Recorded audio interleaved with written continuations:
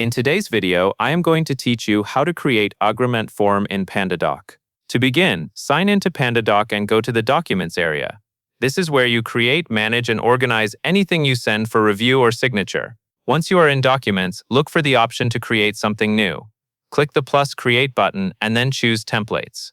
Using a template is the easiest way to build an agreement form because the layout and common sections are already prepared for you, and you can focus on customizing the details. Next, you will search for the right starting point.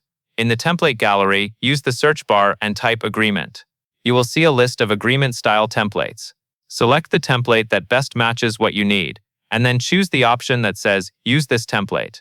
This will open the template editor so you can make changes before it is sent or published. Now it is time to customize the content. Click directly into the text blocks inside the template to modify terms, headings, and any placeholder language. Read through each section carefully and keep your wording consistent. As you edit, you can also use variables from the right sidebar to set up autofill information.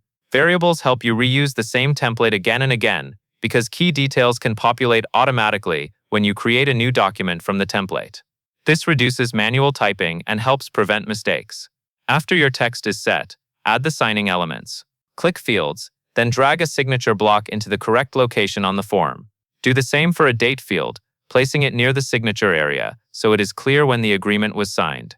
Take a moment to align these fields neatly, since a clean layout makes the form easier for recipients to complete. Finally, add your recipients. Make sure each recipient is assigned correctly so the right person is prompted to sign.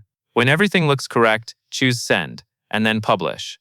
Publishing saves your finalized agreement template so you can use it reliably for future documents.